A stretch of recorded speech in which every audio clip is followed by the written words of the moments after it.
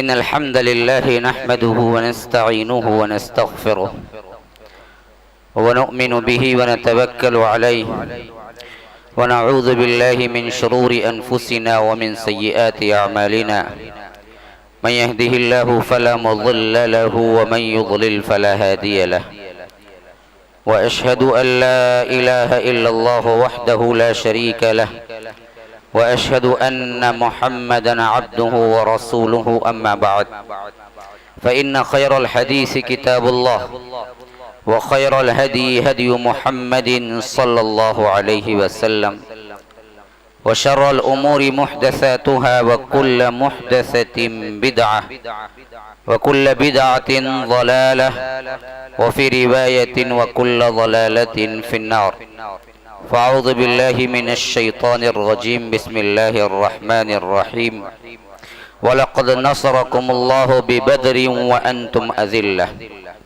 اللهم أرنا الحق حقا وارزقنا اتباعه وأرنا الباطل باطلا وارزقنا اجتنابه اللهم علمنا ما ينفعنا وانفعنا بما علمتنا وارزقنا علما رب اشرح لي صدري ويسر لي أمري واحلل عقدة من لساني يفقه قولي اس اللہ کے نام سے ابتدا جس کے ناموں کی کوئی انتہا ہی نہیں ولو ان ما فی الارض من شجرۃ اقلام والبحر يمده من بعده سبعة ابحر ما نفدت کلمات اللہ اس ذات اقدس پر کروڑوں درود و سلام ہو جو تمام کائنات کے لیے رحمت للعالمین بن کے آئے تھے اللہم صلی علی محمد وعلی آل محمد كما صليت على إبراهيم وعلى آل إبراهيم إنك حميد مجيد وبارك على محمد وعلى آل محمد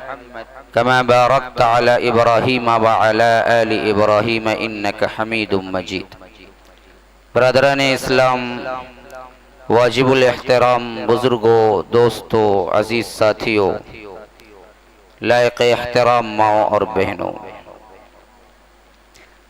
اللہ تبارک و تعالی کا فضل و احسان ہے کہ اس نے ہمیں اللہ کے دین کی باتیں سننے اور سمجھنے کے لیے یہاں جمع کیا۔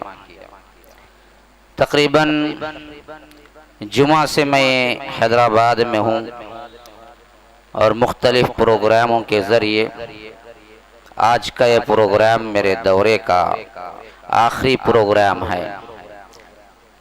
اللہ تبارک و تعالی سے امید ہے کہ میرا آنا اللہ خیر پہ رکھا ہوگا اور آپ لوگوں کو اس سے مستفید ہونے اور مجھے حق کو بولنے کی توفیق عطا فرمانا یہ رب کی شان ہے، رب کا فضل ہے۔ اس حیثیت سے جو موضوع چنا گیا ہے وہ غزوہ بدر اس مقابلے میں ہے کہ میرے عنوانات میں غزوہ احد شامل تھا، تو میں نے سوچا کہ حالانکہ ترتیبی اعتبار سے غزوہ بدر پہ گفتگو ہونے کے بعد غزوہ احد پہ گفتگو ہونی چاہیے تھی، تو اس واسطے میں نے موقع ملا تو میرا آخری پروگرام غزوہ بدر پر میں نے رکھ دیا۔ عموماً بیانات میں میں تمہیدی کلمات کے لیے کچھ وقت لیتا ہوں، پھر اس کے بعد اصل موضوع پہ آتا ہوں، لیکن آج میں ایسا نہیں کروں گا۔ اس کی دو وجوہات ہیں، ایک تو مضمون کے طویل ہونے کی حیثیت سے، اور دوسرا یہ ہے کہ میرے پاس مقررہ وقت ہے۔ میں کوشش کروں گا کہ 10 کے اندر اپنے پروگرام کو ختم کر دوں، کیونکہ مجھے اور کچھ کام بھی ہیں اور صبح سویرے فلائٹ بھی ہے۔ تو میں سیدھے ٹاپک پہ آتا ہوں کہ غزوہ بدر، اس کا نام بدر الکبریٰ بھی ہے اور اس کا ایک نام قرآن میں آیا ہے یوم الفرقان، فرق کرنے والا دن تھا یہ، اور اس کا ایک نام فرقان بھی ہے۔ اور اس کا سب سے بڑا اثر جو آج ہم بیٹھے ہوئے ہیں اور کائنات کے اندر جہاں جہاں بھی مسلمان ہیں، یہ اصل میں غزوہ بدر کی فتح پر مبنی ہے، جس کی وجہ سے آج ہم تک اسلام پہنچا۔ گویا کہ مؤرخین اور محدثین اس بات پر اتفاق کرتے ہیں کہ غزوہ بدر کفر اور شرک کا ایک بہت اہم معرکہ تھا، جس پر اللہ تبارک و تعالی نے فتح دی، اور اللہ تبارک و تعالی نے اس فتح کو یوم الفرقان سے تعبیر کیا، اور اللہ کے رسول صلی اللہ علیہ وسلم اس جنگ کے سلسلے میں یہ دعا جو کہ کہتے تھے کہ اللہم ان تہلک هذه العصابہ لن تعبد ابدا، اے اللہ آج یہ چھوٹی سی ٹکڑی اگر شکست کھا جائے گی تو پھر زمین پر عبادت کرنے والا کوئی نہیں رہے گا، اے اللہ اس کو کیا ہے فتح دے۔ اور یہ 313 کے مقابلے میں 1200 افراد سے مقابلہ تھا۔ مشرکین 1200 کے قریب 1000 تھے، اور مسلمان 313 یا 14 مختلف روایات ہیں، لگ بھگ 340 کے اندر تھے۔ اور 2 ہجری رمضان المبارک 17 یعنی رمضان کا 17واں دن، اور 2 ہجری اللہ کے رسول صلی اللہ علیہ وسلم ہجرت فرمانے کے دوسرے سال۔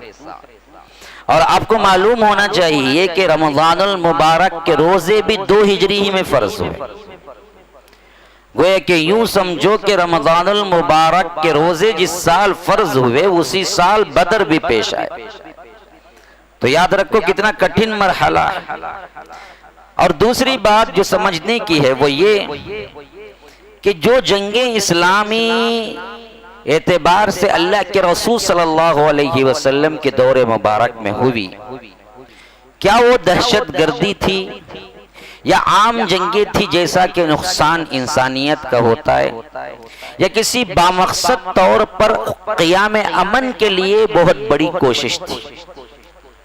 تو اس بات کو سمجھنا بے حد اہم ضرورت ہے آج کی دنیا میں، جب ہر طرف اسلام پر کیچڑ اچھال رہے ہیں، ہر طرف دشمنان اسلام کو بدنام کرنے کی کوشش کر رہے ہیں، اور خاص کر یہ مقولہ یہ محاورہ زبان زد و خاص و عام ہو چکا ہے کہ اسلام تلوار سے پھیلا۔ ایسے وقت میں مسلمانوں کو ان جنگوں کا مطالعہ بھی کرنا چاہیے اور سمجھنا بھی چاہیے کہ تاریخی پس منظر میں کیا واقعی اسلام تلوار سے پھیلا؟ آپ کو اتنا علم ہے کہ کوئی غیر مسلم یا مسلمان ہی جو بگڑا ہوا ہے آپ کے سامنے سوال رکھ دے کہ بدر ہوا، احد ہوا، خندق ہوا، فتح مکہ ہوا، فلاں فلاں جنگ موتا ہوا، جنگ حنین ہوا، جنگ تبوک ہوا، یہ کیا تمہارے پیغمبر کی زندگی میں جنگ جنگ جنگ جنگ یہی ہے؟ تو کیا آپ اس قدر علم رکھتے ہیں کہ آپ اس کو سمجھا سکیں؟ آپ کو معلوم ہے نالج ہے؟ اگر آپ کے پاس نالج نہیں ہے اور آپ اس سوال کو چھپ کر جاتے ہیں تو اللہ کی قسم یاد رکھو تم نے اسلام کو بدنام کیا، تم نے اسلام کو بدنام کیا، حالانکہ تم اسلام کے گواہ ہو، شہداء علی الناس، لیکن تم نے اپنے علم کے نہ جانا۔ آج ضرورت ہے اس بات کی کہ ان جنگوں کی تفصیلی معلومات بھی ہوں اور ہمیں اس کا جواب بھی آتا ہو کہ یہ جنگ کس واسطے تھی۔ میں نے جنگ احد میں خلاصہ کیا تھا، لیکن یہاں کچھ اور پبلک نظر آ رہی ہے، اس واسطے مجھے کچھ باتیں دہرانی ہی پڑیں گی تاکہ آپ لوگوں کو بھی معلوم ہو جائے۔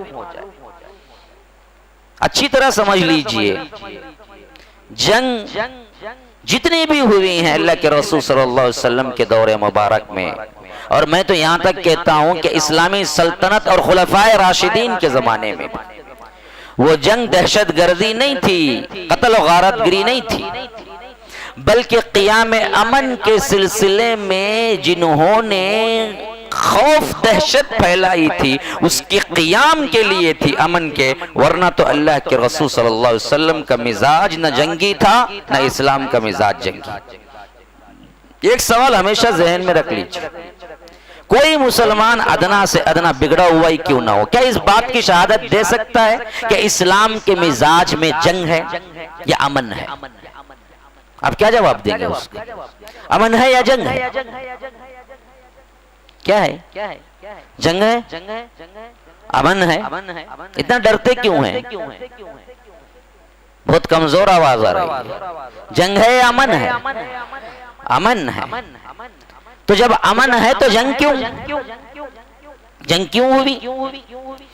دیکھیے ایک طرف وہ ہے جو غنڈہ گری ہے، جو کیا ہے انسانیت کو قتل و غارت گری اور انسانیت کو پریشان کرنا ہے۔ اس کے لیے بھی لفظ جنگ استعمال ہوتا آ رہا ہے تاریخ میں۔ سکندر نے بہت سی جنگیں لڑی تھی، فاتح اعظم کہلایا، اور اس کا منشا یہ تھا کہ پوری دنیا پہ اس کی حکومت قائم ہو جائے، سوائے حکومت کے علاوہ کوئی ایم نہیں تھا۔ اب اس کی جنگ کو جنگ کہو یا دہشت گردی کہو، دونوں برابر ہی ہیں۔ اسی طرح تاریخ میں چنگیز خان ہے جو کہ کیا ہے منگول کو لے کے نکلا، اور سب سے بڑی دہشت کی اگر تاریخ میں پرانے حیثیت سے، آج کی حیثیت سے نہیں ہے، آج اس سے بڑے بڑے دہشت گرد پیدا ہو چکے ہیں۔ میں اشارہ دیتا جاؤں گا، آپ سمجھتے جائیں گے، زبان سے کہنا ضروری نہیں ہے، آپ خود سمجھ لیجئے کون کون دہشت گرد ہے۔ نمبر 1 ٹیررسٹ، آپ ڈال کے گوگل میں سرچ کر لیجئے کس کا شہر آ رہا ہے، کس کا نام آ رہا ہے، پھر سمجھ جائیے کون ہے۔ بڑا آسان معاملہ ہے، مجھے کہنے کی کوئی ضرورت نہیں ہے، ذہین سماعتوں سے خطاب کر رہا ہوں تو آپ لوگ سمجھ جائیں۔ پرانے زمانے میں اگر ہم دیکھیں گے تو چنگیز خان ہے جس نے بلا وجہ قتل عام کیا، ایسا قتل کیا کہ آپ کیا ہیں سوچتے رہ جائیں گے ایسا بھی قتل ہو سکتا ہے، لیکن اس نے کیا۔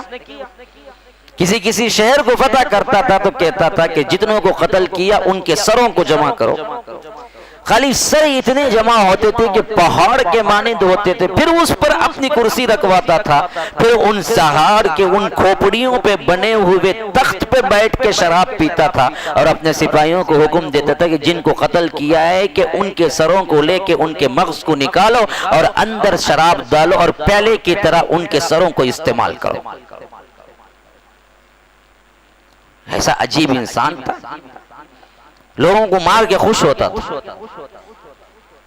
اب اس کا بھی ایم ایک ہی تھا کہ پوری دنیا پہ اپنی حکومت قائم ہو جائے، ہوئی تو نہیں لیکن سراسر قتل و غارت گری، دہشت گری تھی۔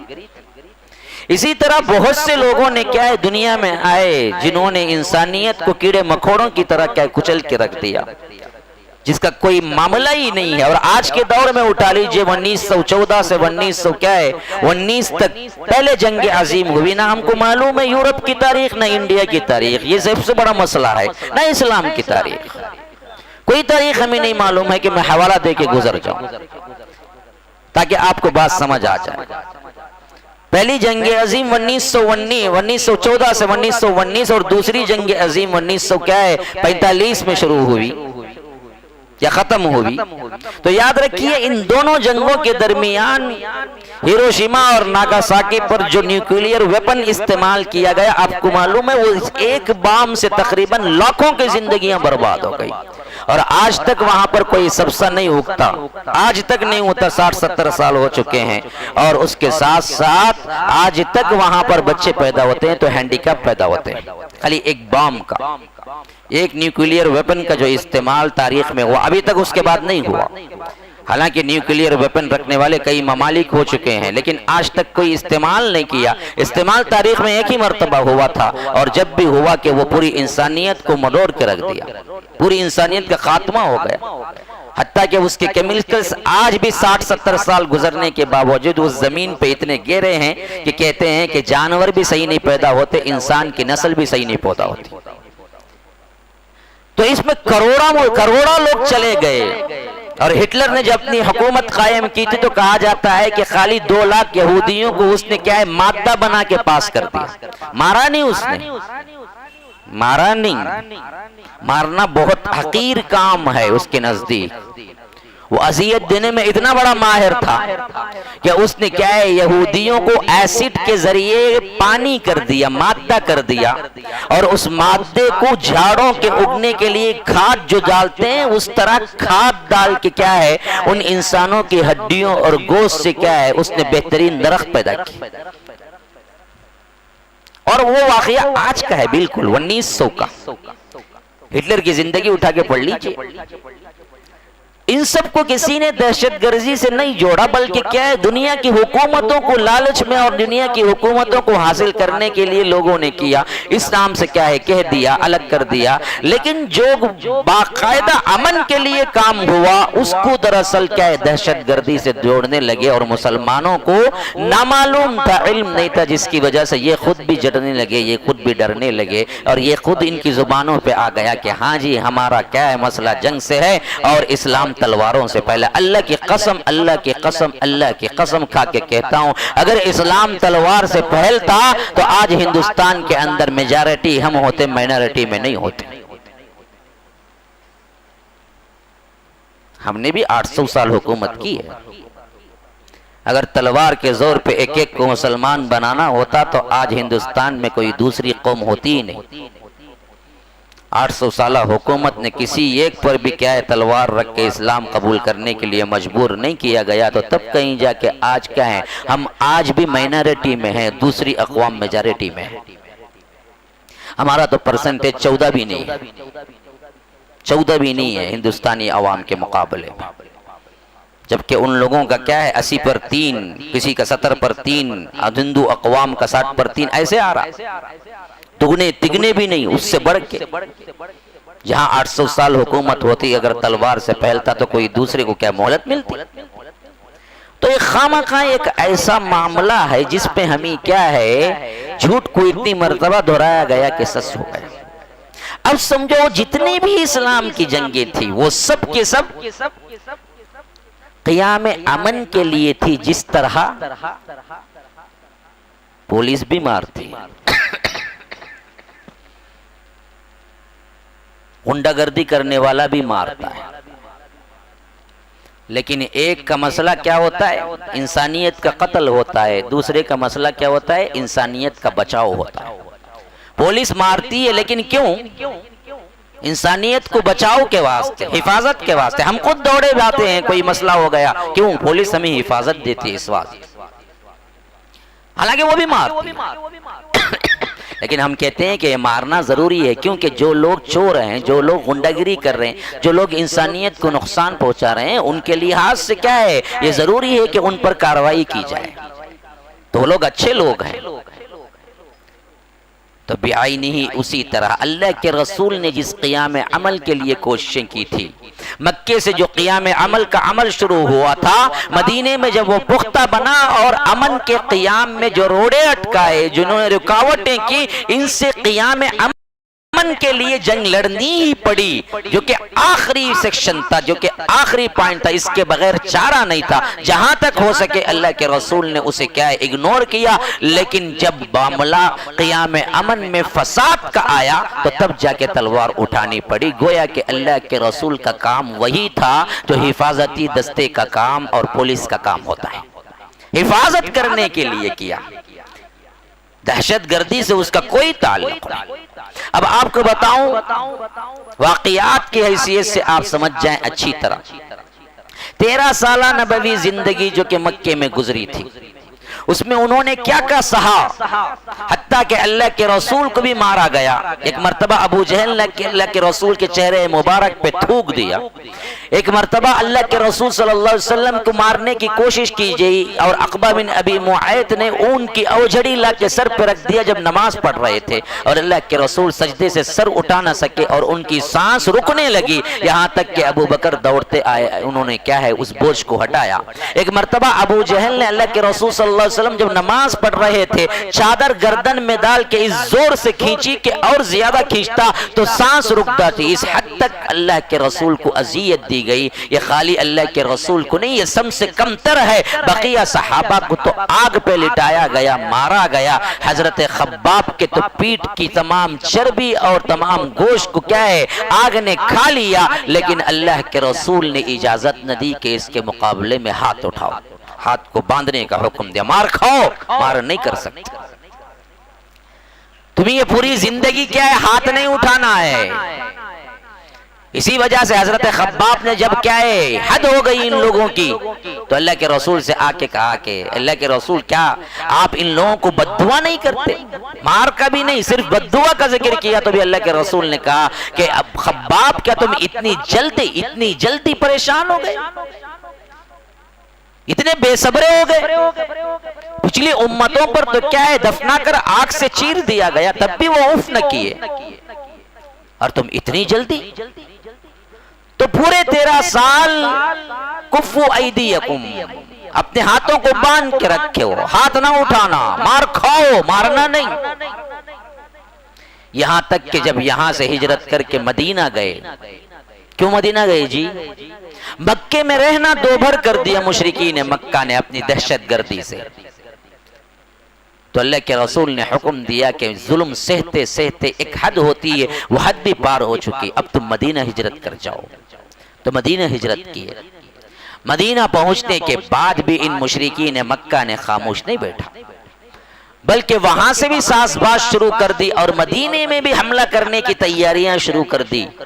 اللہ کے رسول صلی اللہ علیہ وسلم کو خبریں آ رہی تھی۔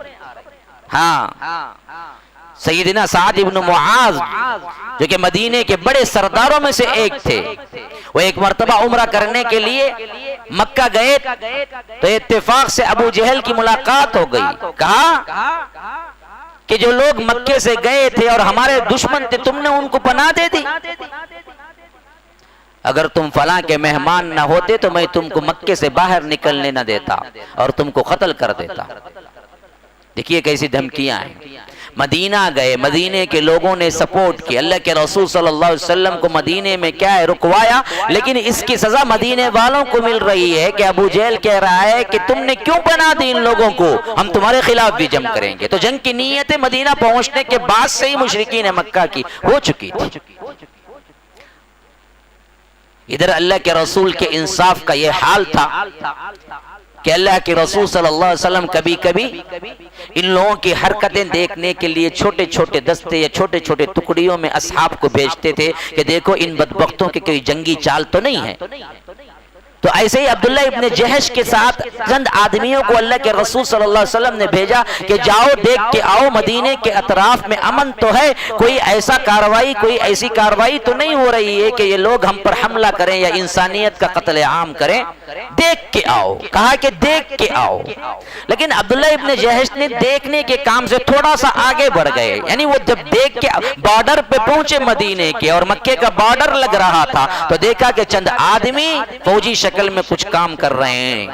تو حضرت عبداللہ ابن جہش کو اندازہ ہو گیا کہ ان بدبختوں کا خیال اچھا نہیں ہے کہ کچھ نہ کچھ کر رہے ہیں مدینے پہ حملے کی تیاری، تو تھوڑی سی جنگ ہو گئی اور اس جنگ میں ایک فرد کا قتل اور 2 افراد گرفتار ہو گئے۔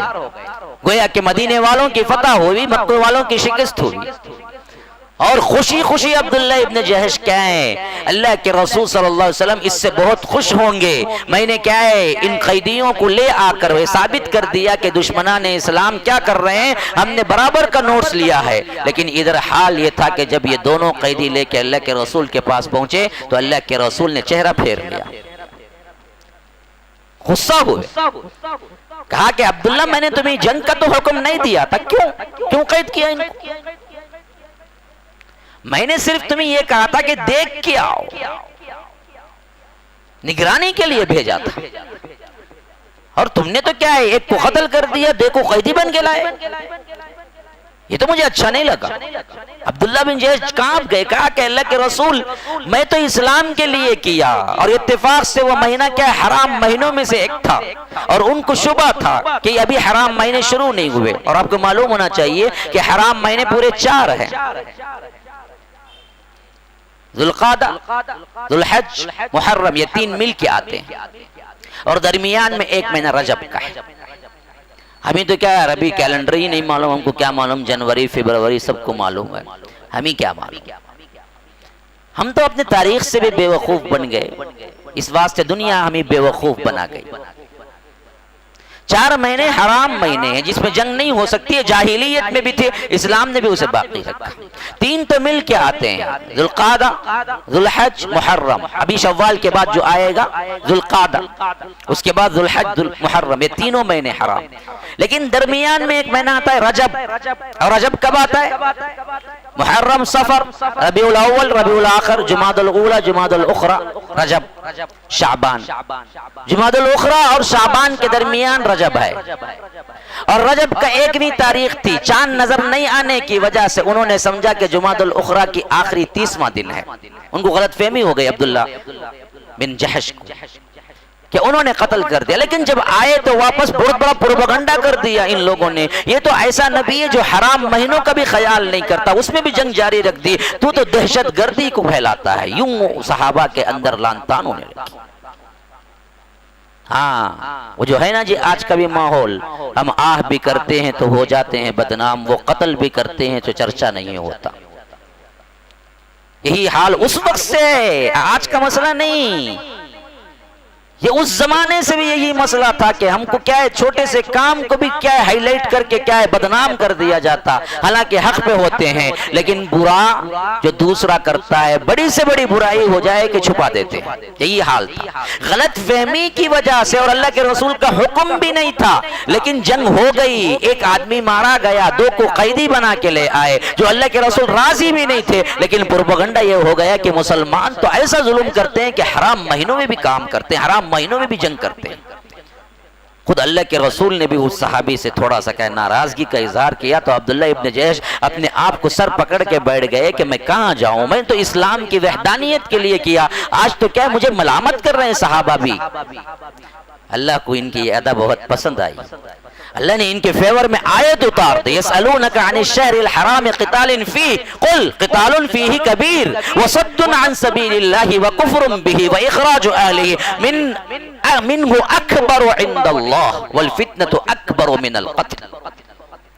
فرمایا کہ لوگ پوچھتے ہیں ماہ حرام میں لڑنا کیسا ہے، قل قتال فیہ کبیر، ماہ حرام میں لڑنا بہت بڑا گناہ ہے، ہم بھی مانتے ہیں، لیکن جس صحابی کے ہاتھوں ہوا وہ دراصل پورے ارادے سے نہیں ہوا بلکہ بلا ارادہ ہوا، لیکن تمہاری مشرکین مکہ جو غلطیاں ہیں یاد رکھو وہ اس سے بڑی ہیں، وصد عن سبیل اللہ وکفر بہ والمسجد الحرام واخراج اہلہ منہ اکبر عند اللہ۔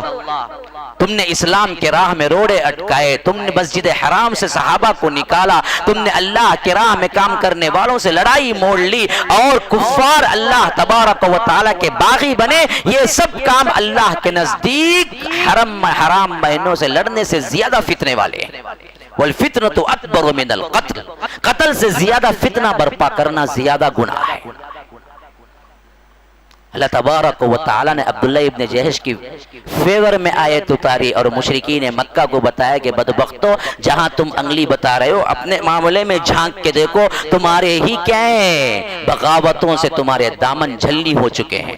تم کہتے ہو ان کو جو پاک باز ہے، خاموش رہو تم۔ تب کہیں جا کے اللہ کے رسول خوش ہوئے اور کہا کہ میں خون بہا ادا کروں گا، جن کو تم نے قتل کر دیا ان کی دیت ادا کروں گا میں۔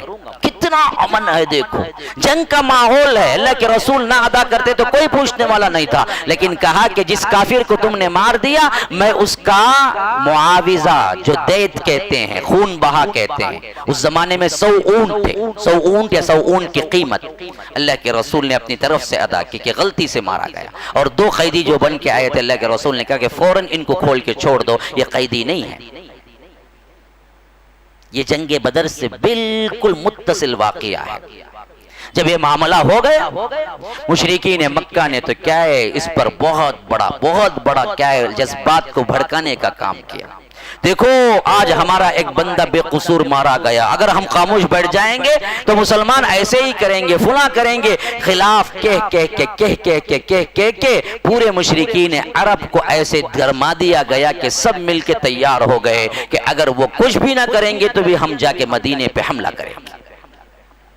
لیکن اس کے لیے فائنینشیل سپورٹ چاہیے تھی، پیسہ چاہیے تھا، کیونکہ اس سے پہلے کبھی اتنا بڑا معاملہ ان کے نزدیک، کیونکہ یہ چھوٹے چھوٹے قبائل تھے، کوئی بڑی حکومت تو نہیں تھی عرب میں، تو انہوں نے پلاننگ کی کہ ابو سفیان کو بلوایا، کہا کہ دیکھو ہم اپنے زیورات، اپنے بڑی بڑی قیمتی چیزیں سب دیتے ہیں، تم اس سب کو تجارت میں لگاؤ، اور ملک شام جاؤ جہاں بہترین تجارت ہوتی ہے، یہاں کی چیزیں خرید کے لے جاؤ، وہاں قیمت میں کیا ہے، یہاں سستے میں خریدو، وہاں جا کے کیا ہے بہترین قیمت میں بکاؤ، اور وہ پورا مال جب تم لے آؤ گے تو اس کو جنگ کے لیے ہم استعمال کریں گے۔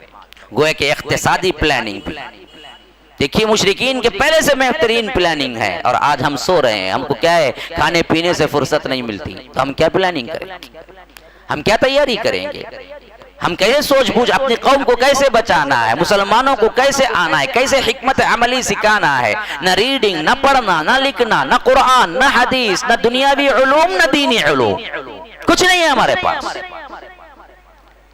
تو ادھر ابو سفیان کا قافلہ نکلا، ادھر اللہ کے رسول کو معلوم ہوا کہ بہت بڑا سونا ساز و سامان لے کے صرف 40 آدمی اس قافلے کو کور کر کے حفاظت کر کے جا رہے ہیں، جس کی نیت یہ ہے کہ بہت بڑی تجارت کر کے واپس لے آ کے جنگ کریں۔ اللہ کے رسول کو معلوم ہوا تو مسلمانوں کو اللہ کے رسول نے سب سے بڑی بات جو دی، تدبیر جو دی، وہ کیا ہے، کسی خطرے کو بھانپ لیے تو خطرہ آنے تک بیٹھ کے انتظار نہ کرو، بلکہ خطرے کو ختم کرنے کے لیے آگے بڑھ کے جاؤ۔ آپ کو معلوم ہو رہا ہے کہ سازشیں ہو رہی ہیں، آپ کو یہ نہیں سوچنا ہے کہ جب ہم پر ہوگا نا تب ہم کریں گے، اس سے پہلے کھڑے ہو جاؤ، اس سے پہلے ہی حرکت میں آؤ، اس سے پہلے ہی سمجھو کہ ہمیں کیا کرنا ہے، کس طرح اپنے واسطے کیا ہے حفاظتی انتظامات کرنا ہے، کس طرح اپنے آپ کو کیا ہے لوگوں تک بات پہنچانا ہے۔ اللہ کے رسول کو معلوم ہوا تو اللہ کے رسول خاموش نہیں بیٹھے، کہا کہ جو پیسہ یہ جا کے تجارت کر کے لے کے آئیں گے، ان کی نیت ہے کہ سراپا پورا پیسہ جنگ میں لگا دیں، تو پہلے یہ تجارت ہی کو روک دو۔ اللہ کے رسول بھی ایک لشکر لے کے ادھر نکلے، ادھر ابو سفیان کا قافلہ آ رہا تھا، لیکن یہ بھی ہوشیار تھا، ابو سفیان کو راستے میں معلوم ہوا کہ اللہ کے رسول بھی اس طرف آ رہے ہیں، تو وہ راستہ بدل کے چلا گیا، اور جس راستے کا معلوم ہوا وہاں آ کے اللہ کے رسول ٹھہرے رہے، لیکن بعد میں معلوم ہوا کہ وہ تو ابو سفیان دوسرے راستے سے جا چکا ہے، تو اللہ کے رسول واپس آ گئے۔ اب جن لوگوں کے دعوے ہیں کہ اللہ کے رسول کو پورا غیب کا علم تھا، تو سیرت کا یہ واقعہ تب اللہ کے رسول نے ایکٹنگ کی تھی، نعوذ باللہ۔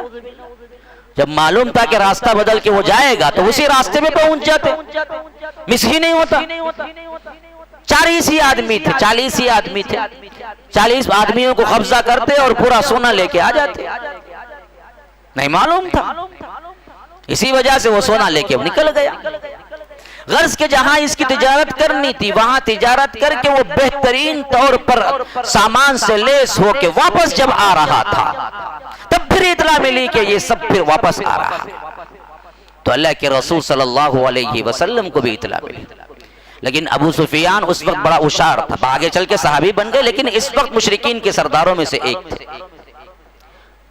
تو انہوں نے یہ پلاننگ پہلے سے کر لی کہ دیکھو اگر ہم مدینے کے راستے سے گزریں گے تو خطرہ ہے کہ مسلمان ضرور بھی ضرور ہمارے ساتھ کیا ہے پکڑ لیں گے، یا ہمیں کیا ہے رکاوٹ کریں گے۔ ہم ایسا کریں گے کہ اس سے پہلے ہی اہل مکہ کو اطلاع دے دیں گے کہ ہمارا مسئلہ خطرے میں ہے، تم جلد سے جلد حفاظت کے لیے پہنچو۔ اب ایک تیز رفتار آدمی کو اس نے تیار کیا کہ جاؤ مکے میں جا کے اعلان کرو، اور اس زمانے میں گھنٹی یعنی یوں سمجھو کہ سائرن یا ایمرجنسی یا ایمبولینس کا جیسا سسٹم ہے کہ جلدی متوجہ ہونے کے لیے وہ کیا ہے ایک ٹون استعمال ہوتا ہے، ویسے ہی اس زمانے میں فوری متوجہ ہونے کے لیے انسان کیا کرتا تھا، یا اپنا گریبان چاک کر لیتا تھا، یا خون نکال کے بتلاتا تھا، یا نہیں تو اون کے کان کو کاٹ دیتا تھا، جہاں سے خون گر رہا ہوتا تھا تو یہ اعلان لگاتا تھا کہ لوگوں، تو لوگ سمجھ جاتے تھے ایمرجنسی کوئی بات ہے، دوڑے بھاگے آتے تھے۔ تو ابو سفیان کا جو آدمی وہاں پہنچا تھا مکے میں، اس نے وہی کام کیا کہ اون کے کان کو ناک کو کاٹا، اور وہ وہاں سے فوارے کی طرح خون بہنے لگا، تو وہ پہاڑی پہ چڑھ کے کہنے لگا کہ لوگوں تو سب کے سب جمع ہو گئے، کیا ہوا کیا ہوا؟ کہا کہ ابو سفیان کا پیغام آیا ہے۔ کیا پیغام آیا؟ کہا کہ دیکھو وہ خطرے میں ہے، اگر اب اسی وقت حفاظت کے لیے تم نہ نکلو گے تو ہو سکتا ہے وہ مدینے میں پھنس جائے۔ تو سب نے حامی بھر لی، کہا کہ ہم اپنی جانوں کو دے کر کیا ہے بچاؤ کریں گے ابو سفیان کے قافلے کو۔ تو فوری طور پر تیاری ہو گئی، اور جتنے لوگ بھی آ سکتے تھے سب کے سب نے تیاری کر لی۔ ابو لہب نہیں آیا، یہ ڈرپوک بھی تھا، اندر سے سخت ترین ذلیل ترین انسان بھی تھا. یہ اپنا بچاؤ کر لیا.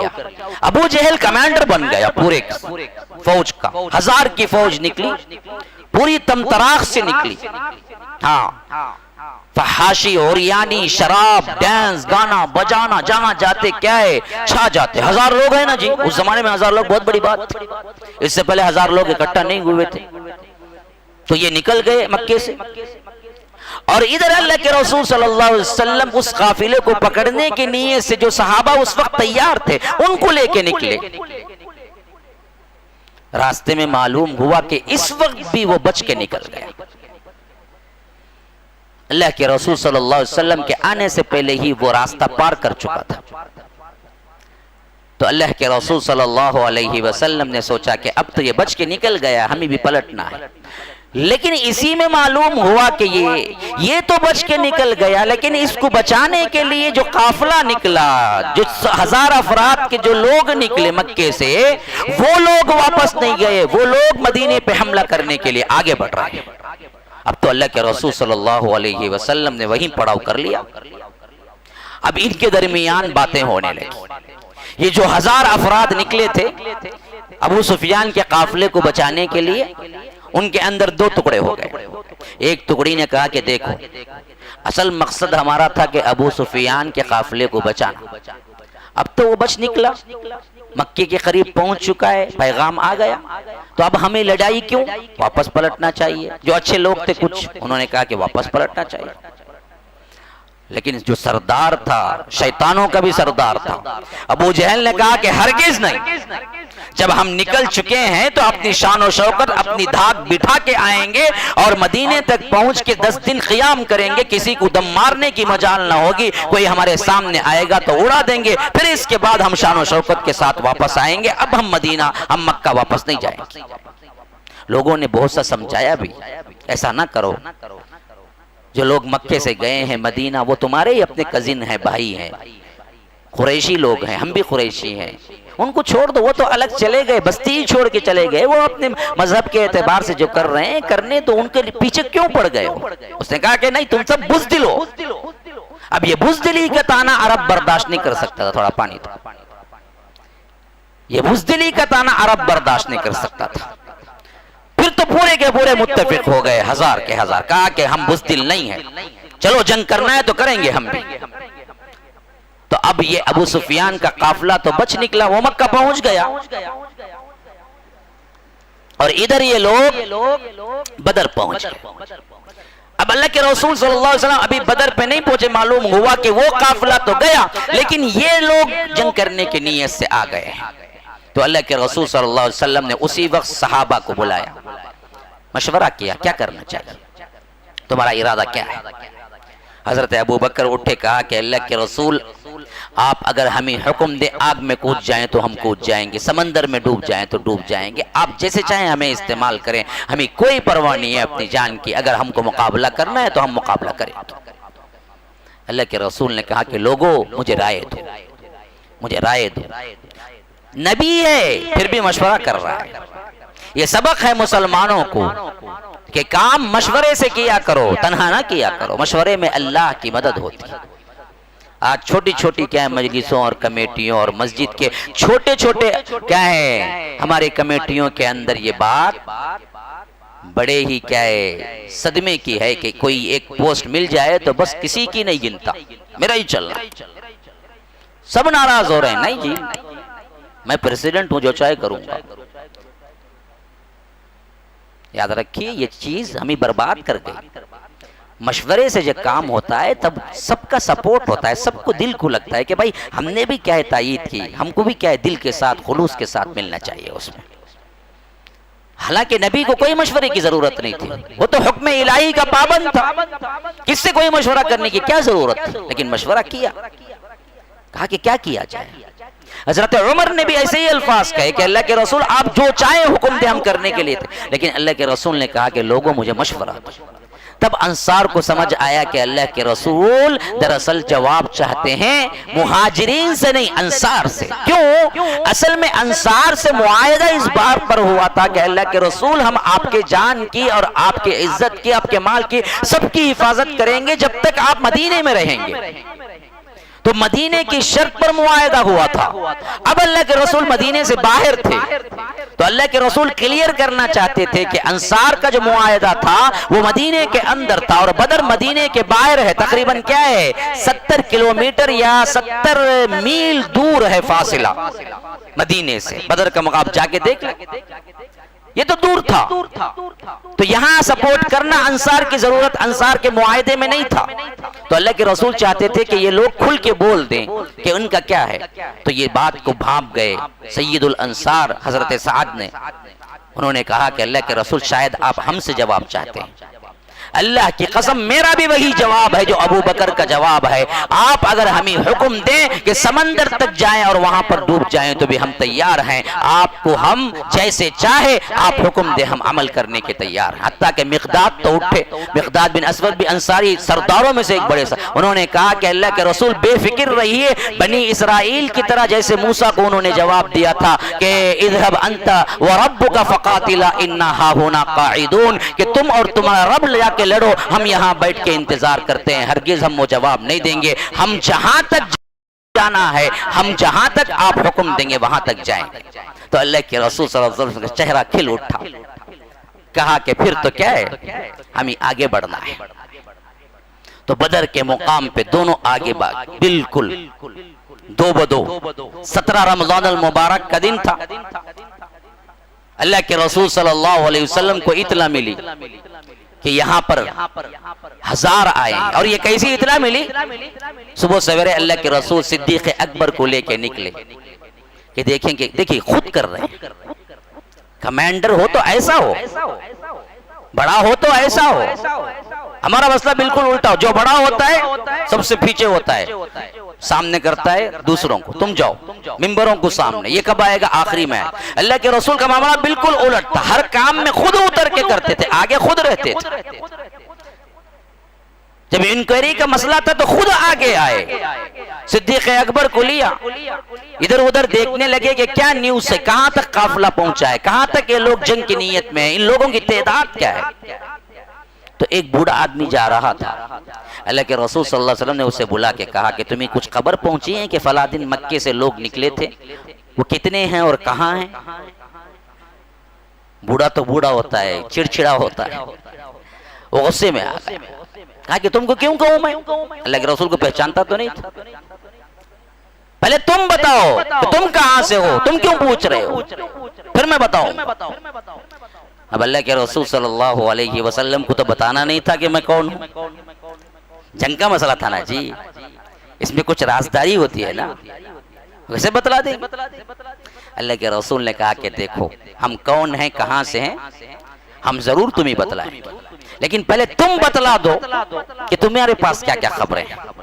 تو اس نے کہا کہ سنو، اگر مجھے خبر دینے والے نے صحیح خبر دی ہے کہ فلاں دن نکلے تھے مکے سے، تو آج ٹھیک وہی مقام کا نام لیا جہاں پر مشرکین مکہ تھے، یہاں تک پہنچ چکے ہوں گے.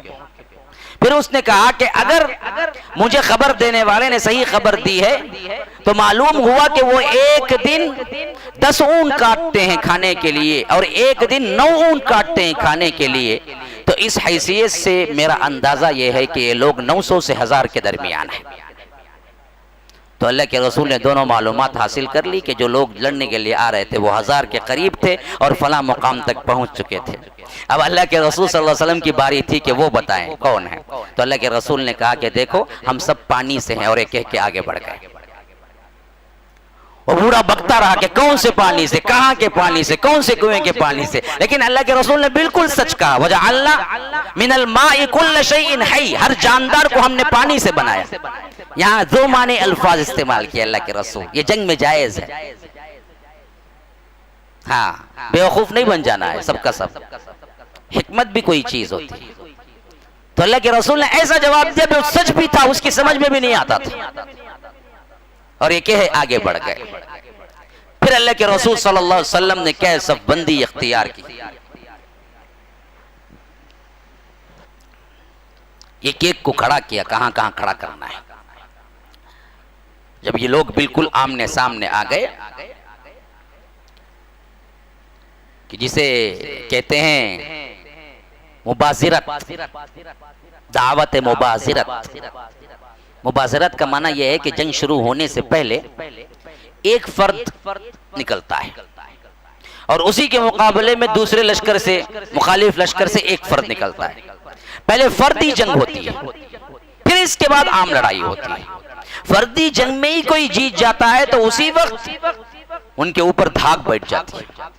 تو اس حیثیت سے مشرکین مکہ سے بڑے بڑے سردار نکلے. عتبہ نکلا، شیبہ نکلا.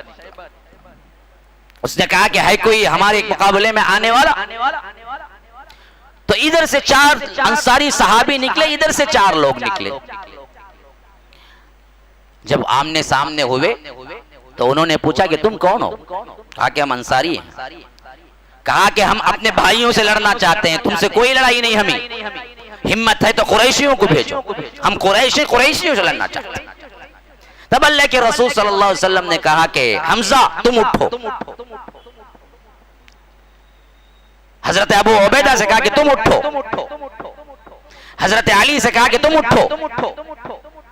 قریشیوں کے مقابلے میں قریشیوں کو بھیجا.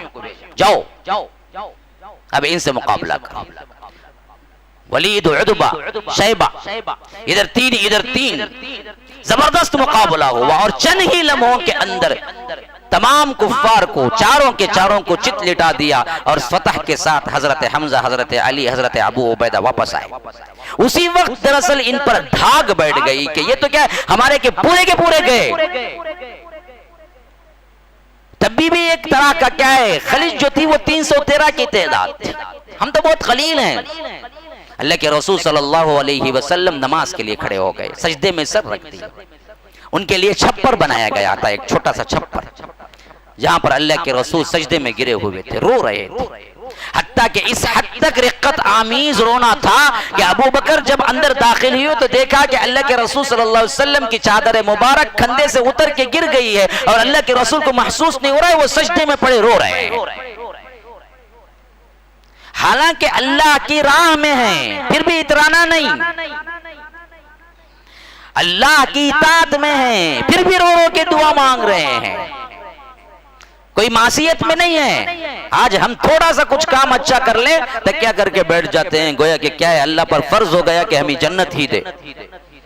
مجھے بچپن میں ایک حضرت سے سابقہ پڑا، میں سمجھا رہا تھا کچھ بات تو انہوں نے کہنے لگا میں 5 وقت کا نمازی ہوں جی، اللہ مجھے جنت نہیں دیا تو میں لڑوں گا میں اللہ سے. اچھا اتنا اترانا ہے اپنی نماز پہ. کعبے کے دیواریں حضرت ابراہیم اٹھا رہے ہیں پھر بھی رو رو کے دعا مانگ رہے ہیں اللہم تقبل منا، ربنا تقبل منا. اللہ تو قبول کر لے ورنہ تو میری کیا حیثیت کہ میں کیا ہے تیرے گھر کی تعمیر کروں. کعبے کی دیواریں پھر بھی یقین نہیں، اللہ تو قبول کر لیا تو کیا ہے ثواب ہے ورنہ تو کیا ہے میرے پاس تو ہے کچھ نہیں. یہی حالت بدر میں بھی تھی. پوری کوشش سے جنگ کے لیے آ چکے تھے لیکن پھر بھی رو رو کے گر گرا رہے تھے اللہ تیری مدد ہوگی تو کچھ ہوگا ورنہ تو کیا ہے کچھ نہیں ہوگا. اللہم ان تہلک هذه العصابہ لن تعبد ابدا. رو رہے ہیں. ابو بکر صدیق آئے، کہا کہ اللہ کے رسول بس کیجئے اللہ ہمارا ضرور ساتھ دے گا. آپ اٹھیے. تھوڑی دیر کے بعد اللہ کے رسول مسکراتے ہوئے اٹھے، کہا کہ سیہزم الجمع ویولون الدبر. اللہ نے مجھے خوشخبری دی ہے کہ جتھا 1000 کا 1000 شکست کھا کے بھاگے گا اور اللہ ہم کو فتح دے گا. اللہ کے رسول صلی اللہ علیہ وسلم نے پیشن گوئی سنائی اور ادھر جنگ کا ماحول گرم ہوا اور ادھر عام جنگ کا اعلان ہو گیا. پہلے ہی ان کے سردار قتل ہو چکے تھے، اب عام لوگوں سے جنگ ہوئی مشرکین مکہ کے 1000 کی تعداد کچھ کام نہ آ سکی. کیوں؟ کم من فئۃ قلیلۃ غلبت فئۃ کثیرۃ باذن اللہ واللہ مع الصابرین. اللہ کہتا ہے کہ کتنی ہی مرتبہ ایسا ہوا ہے کہ چھوٹی سی قلیل تعداد بہت بڑی تعداد پر اللہ کے حکم سے غالب آ گئی. اصل میں اللہ کی مدد جس پہ ہوتی ہے وہ فتح ہوتا ہے، لیکن تعداد پر، اسلحے پر، اس پر فتح کا مدار نہیں ہے. بہت جلد مسلمانوں کو فتح مل گئی. مشرکین مکہ کے بڑے بڑے سردار مارے گئے. ان میں ایک ابو جہل بھی تھا، اور ابو جہل کا واقعہ تو بہت ہی اہم ہے ان واقعات میں بدر کی. یہ دشمنان اسلام کے صف اول میں سے تھا، اور اللہ کے رسول صلی اللہ علیہ وسلم کو گالیاں دیتا تھا. اور ادھر جب جنگ کے لیے آیا تھا، معوذ اور معاذ نامی 2 چھوٹے چھوٹے بچے تھے جن کی عمریں 15 کی تھی، کیونکہ 15 کے نیچے اللہ کے رسول نہیں لیتے تھے. جو 15 کے نیچے ہوتے تھے ان کو نہیں لیتے تھے. سب سے چھوٹے صحابی جو اس وقت بدر میں تھے وہ تھے عمیر بن ابی وقاص، حضرت سعد بن ابی وقاص کے بھائی، جن کی عمر صرف 13 سال کی تھی. اور وہ 13 سال کی ہے، اور ان کو معلوم تھا کہ اللہ کے رسول کی نظر اگر پڑے گی مجھ پر اور میں 13 سال کا ہوں تو ضرور اللہ کے رسول مجھے واپس کر دیں گے. اور ان کو شہادت کا شوق اس حد تک تھا کہ وہ واپس جانا نہیں چاہتے تھے. تو انہوں نے پلاننگ یہ کی کہ جو صحابہ تھے ان کے درمیان گھومتے تھے کہ تاکہ نظر نہ پڑے اللہ کے رسول کی. سامنے آئے تو نظر پڑ جائے. وہ اندر ہی اندر گھوم رہے تھے. تبھی بھی اللہ کے رسول کی نظر پڑ گئی. کہا کہ عمیر ادھر آؤ، کیا عمر ہے تمہاری؟ کہا کہ اللہ کے رسول 13 سال. کہا کہ میں بچوں کو جنگ میں نہیں لیتا، میرا اصول نہیں معلوم ہے تمہیں؟ جاؤ اگلا کبھی مقام ہو تو آنا. جاؤ تم. وہ رونے لگ گئے. یا اللہ، وہ بھی کیا لوگ تھے. ہم کو تو ایسا موقع ملتا تو ملا رہے موقع، اللہ کے رسول مجھے کیا بیچ نہیں بھائی، سیدھا چلو کرکٹ کھیلیں گے بولتے تھے، ہے نا. ہم تو بہانے ڈھونڈتے ہیں نا جی اسلام سے پھرنے کے لیے، اور وہ اللہ کے بندے بہانے ڈھونڈتے تھے اسلام پہ قربان ہونے کے لیے. ہمیں اور ان میں وہی فرق ہے. تو وہ تو رونے لگ گئے، بیٹھ گئے رونے کے. اللہ کے رسول نہیں جا سکتا میں، میری تمنا تو آپ کے ساتھ رہنے کی ہے. خواہ میری چھوٹی عمر ہے لیکن میں کبھی جنگ سے نہیں ڈرا، اور شاید اللہ اس جنگ میں مجھے شہادت دے دے. میں تو شہادت کا متمنی ہوں. ارے 13 سال کے بچے کو کیا معلوم ہے آج دین؟ کرکٹ معلوم ہے، پب جی معلوم ہے، فحاشی معلوم ہے، گانے معلوم ہے، ڈانس معلوم ہے، اور باپ اسی پہ خوش ہوتا ہے. ہاں میرا بچہ دیکھو کیسا ڈانس کرتا تھا، کیا انگلش بات کرتا تھا، اسی پہ خوش. عمر تو کیا ہے، بیٹھ کے رونے لگے. اللہ کے رسول کو ہی ترس آ گیا. تبھی بھی اللہ کے رسول اپنے اصول کے پکے تھے. کہہ رہے تھے کہ نہ بیٹا اس وقت نہیں، اگلی بار آنا. اتنے میں سعد ابن ابی وقاص آ گئے. ان کا بڑا احترام تھا اللہ کے رسول کے دل میں، اور ایک رشتے سے ماموں لگتے تھے. سعد ابن ابی وقاص ماموں لگتے تھے، بڑا احترام کرتے تھے. کبھی کبھی کہا کرتے تھے کہ کسی کو اتنا بہترین ماموں نہیں ملا جو ماموں مجھے ملا، سعد ابن ابی وقاص. عمیر بن ابی وقاص اور سعد ابن ابی وقاص دونوں بھائی تھے. تو حضرت سعد ابن ابی وقاص نے کہا کہ اللہ کے رسول میں درخواست کرتا ہوں، میں ریکویسٹ کرتا ہوں، میری سفارش ہے کہ میرے بھائی کو لے جائیں آپ. یا رب، ایک بھائی دوسرے بھائی کی مدد کر رہا ہے تو کس میں کر رہا ہے؟ شہید ہونے کے سلسلے میں کر رہا ہے، دین کے معاملے میں کر رہا ہے. آج بھائیوں کے لیے سب سے بڑی سپورٹ کیا ہو رہی تھی؟ یہی سپورٹ تھی کہ اس کو کیا انجینئرنگ کالج میں داخلہ کر دو، اس کو کیا ہے ڈاکٹر بنا دو. بھائی کتنا قربان کرا معلوم کیا بھائی، اسے ایک ڈاکٹر بنایا. کائی کو بنایا جی؟ عالم بنا. اصل بھائی ہے تو اس کو عالم بنا. یہ کوئی مدد تھوڑی ہے کہ اس کو کیا ملحد بنا کے چھوڑ دے. ہمارے آج کے پورے خیالات بدل گئے. سعد بن وقاص نے اپنے بھائی کو سفارش کی تو کہا کہ اللہ کے رسول اس کو لے جائیں، بڑا شوقین ہے. اور اللہ کی قسم سب سے چھوٹا سپاہی بھی یہی تھے اور سب سے چھوٹے شہید بھی یہی تھے. اللہ نے ان کی وہ خواہش کو رد نہیں کیا. تو اسی طرح کیا ہے یہ معوذ اور معاذ بھی چھوٹے بچے تھے لیکن 15 کے تھے, جنگ میں شامل ہو گئے تھے.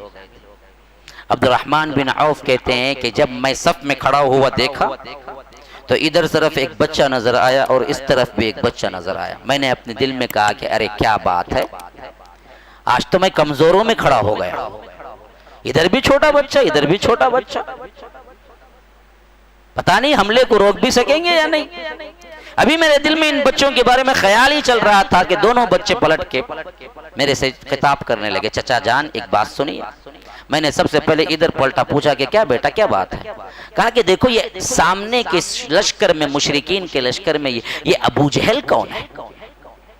بیٹا ابو جہل سے کیا کام ہے, تم چھوٹے بچے ہو, وہ پورے سردار ہے, پورے 1000 کا کمانڈر ہے, تم دیکھ کے کیا کرو گے. پہلے بچے نے کہا کہ آپ صرف اتنا بتائیں کہ ہم کو تو پہچان نہیں ہے کون ہے, ہم تو انصاری بچے ہیں, لیکن اتنا بتا دو کہ کون ہے اس میں سے. عبد الرحمن بن عوف کہتے ہیں کہ وہ ابھی میں سن کے یوں نظر ڈالا تو وہ صف برابر کرتا ہوا لوگوں کے سامنے سے ہی گزرا. میں نے کہا کہ لو جی یہی وہ جس کو تم پوچھ رہے تھے, یہی ہے ابو جہل. یہی حالت بائیں طرف کھڑے ہوئے بچے کی بھی. اس نے کہا کہ چچا جان آپ مجھے بتائیے کہ یہ ابو جہل کون ہے. کہا کہ کیا کرو گی جی ابو جہل کو دیکھ کر, تمہارا کیا مقابلہ, وہ تو سردار ہے. کہا کہ نہیں آپ اتنا بتا دیں, ہمیں دراصل یہ معاملہ پہنچا ہے کہ ہمارے رسول کو یہ گالیاں دیتا ہے. اللہ کی قسم آج ہم یہ طے کر کے آئے ہیں کہ اس گالی دینے والے کو یا تو زندہ نہیں چھوڑیں گے یا تو ہم قربان ہو جائیں گے. ایسی زندگی سے کیا حاصل جس میں اللہ کے رسول کو گالیاں دی اور ہم کو کیا ہے جیتا جاگتا نظر آ جائے.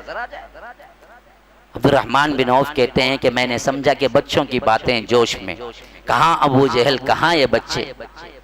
بہرکیف وہ گزرا تو میں نے بتا دیا کہ دیکھو یہ وہ تمہارا شکار ابو جہل. بس دیکھنا تھا کہ جس طرح کیا ہے شیر دھاڑتا ہے اسی طرح کیا ہے دھاڑ کے گئے اور آگے بڑھے اور اس حد تک حملہ کیا کہ ابو جہل لوٹ پوٹ ہونے لگا, لوٹ پوٹ ہونے لگا. یہاں تک کہ اسے کیا ہے گھوڑے سے اتار کے اس حد تک اس کو کیا ہے مار خود بھی کھایا اور ساتھ میں کیا ہے اس کو بھی اس حد تک پہنچا دیا کہ وہ اٹھ بھی نہ سکا, زخمی ہو کے نیچے گر گیا اور یہ دونوں شہید ہو گئے. تب جا کے عبد الرحمن بن عوف کہتے ہیں کہ ارے میں نے تو غلط سوچا تھا کہ کمزوروں, یہ تو سب سے بڑے بہادر ہیں, جو ہم بھی نہ کر سکے وہ کام یہ کر چکے. حضرت ابن مسعود کہتے ہیں کہ آخری وقت جب غم ختم ہوئی تو اللہ کے رسول نے پوچھا کہ ابو جہل کی کوئی خبر ہے. ابن مسعود کہتے ہیں کہ اس بات کو سن کے میں لشکر میں نکل پڑا کہ اللہ کے رسول صلی اللہ علیہ وسلم کو بتاؤں کہ ابو جہل کی کیا خبر ہے. چلتا چلتا دیکھتا دیکھتا پہنچا تو ایک جگہ پڑا ہوا تھا خون میں لت پت اور آخری سانسیں چل رہی تھی, ابھی زندہ تھا. تو میں پہنچ گیا اس کے پاس, کہا کہ وہ اللہ کے دشمن آج تجھے عقل آ گئی کون سچا کون جھوٹا, کس کی مخالفت تو کرتا تھا, آج تیری یہ حالت تجھے کیا ہے سبق دے گئی ہے. یہ کہہ کہ میں نے کیا ہے تلوار نکالی, گردن پہ پاؤں رکھا اس کو قتل کرنے کے لیے. تو اس وقت بھی فخر کا یہ عالم تھا کہ وہ کہہ رہا تھا کاش کہ یہ ابن السودا یعنی کیا ہے حضرت ابن مسعود غلام تھے اصل میں, تو وہ کہہ رہا تھا کہ کاش اس غلام کے بدلے مجھے کوئی بڑا آدمی قتل کرتا. اس وقت بھی فخر کا یہ عالم تھا. تو اس کا سر لے کے اللہ کے رسول صلی اللہ علیہ وسلم کے پاس پہنچے اور اللہ کے رسول کے قدموں کی طرف ڈال دیا, کہا کہ اللہ کے رسول یہ ہے وہ دشمن جو آپ کی کیا تذلیل کرتا تھا. تو اللہ کے رسول نے کہا کہ دیکھو جس طرح حضرت موسیٰ کے زمانے میں فرعون تھا, میری امت کا کوئی فرعون تھا تو یہ ابو جہل تھا.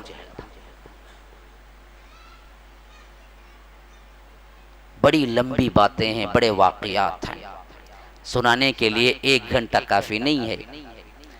اب دراصل کیا ہے، ہمارا بھی وقت محدود ہے اور میں نے کوشش کی ہے کہ خلاصہ دے دوں، شوق آپ کے دلوں میں جگہ.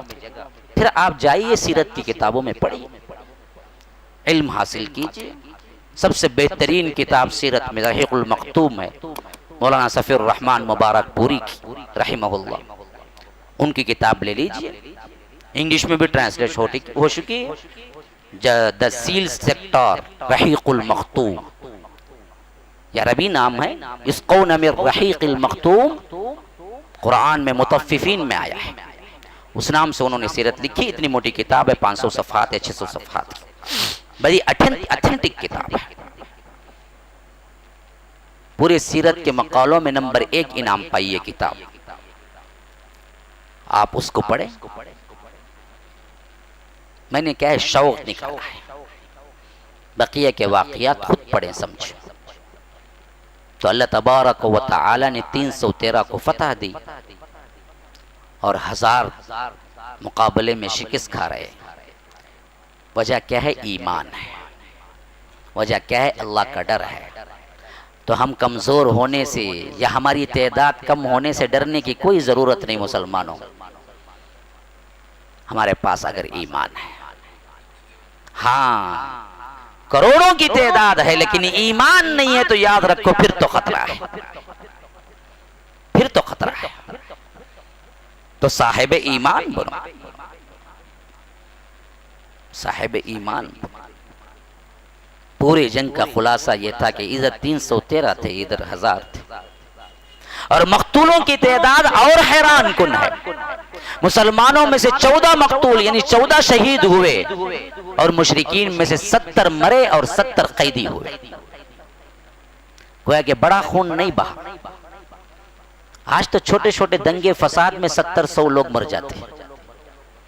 اتنا بڑا معرکہ جو کہ بدر الکبریٰ کہلاتا ہے، اس بات کی ضمانت ہے کہ دہشت گردی نہیں ہو رہی تھی، بچاؤ ہو رہا تھا، ضرورت کے تحت قتل ہوا. اس واسطے دونوں طرفہ مقتول ملا کے بھی کتنے ہوئے؟ 70 اور 14 کتنے ہو گئے؟ ہاں جی، ہاں 84 لوگ. بس جنگ ختم ہو گئی، اللہ نے فتح دے دی. آج تک وہی چیز وہی فتح ہے جو اسلام کو فتح پہ فتح دے رہی ہے. چھوٹا سا ہنگامہ اٹھا لیجئے 10 لوگ چلے جاتے ہیں. بڑے بڑے جنگ جو آج کے زمانے میں ہو رہے ہیں اس میں تو لاکھوں کی تعداد ہے جو مری ہے انسانیت کی، پھر بھی بدبختوں نے کسی کو دہشت گردی نہیں کہا. اس اسلام کو دہشت گردی سے جوڑ دیا.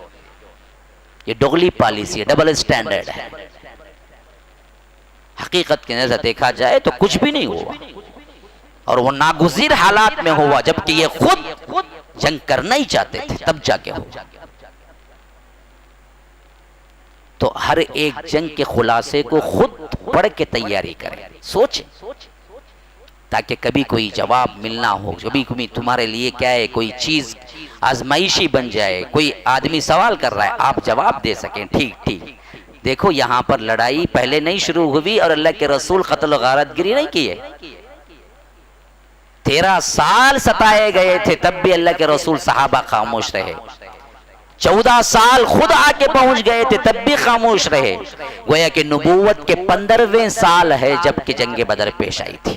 آپ کو معلوم ہے نبوت حاصل ہو کے 15 سال ہو چکے تھے تب بدر ہوئی.